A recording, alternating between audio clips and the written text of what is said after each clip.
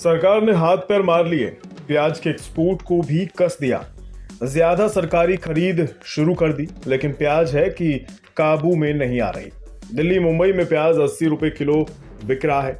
छोटे से छोटे शहर में भी प्याज के भाव 60 रुपए किलो से ऊपर है। कहां किसकी सरकार है, इससे कोई फर्क नहीं पड़ता। हर राज्य, हर शहर में प्याज का भाव खा रहा है।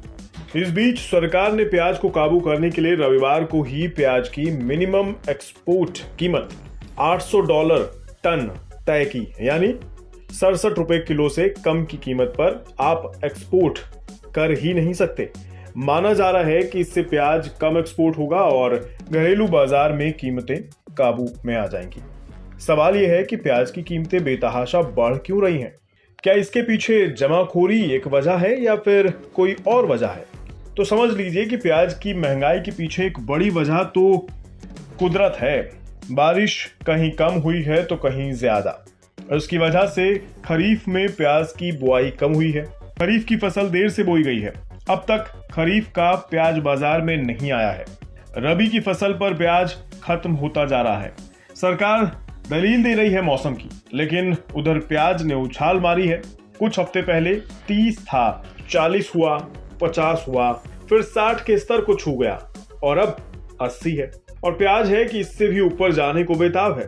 सरकार ने मंडियों से 5 लाख टन प्याज खरीदा था बफर स्टॉक बनाने के लिए। इसमें से 1.70 लाख टन बेच भी दिया गया, लेकिन अब सरकार ने प्याज को बेकाबू होते देखा तो फिर से 2 लाख टन प्याज खरीदने का फैसला किया है।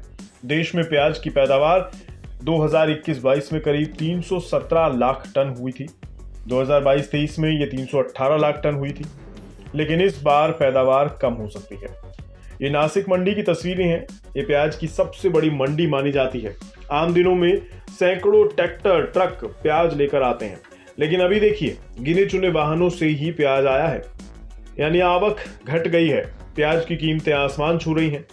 बिचौलिए माल कमा रहे हैं, जनता लुट रही है, प्याज के आंसू रो रही। लेकिन इस पूरे मामले की एक अहम कड़ी किसान है और इनका हाल बुरा है। वो तो पहले ही सस्ता प्याज बेच चुके हैं। किसान की बात सुनिए।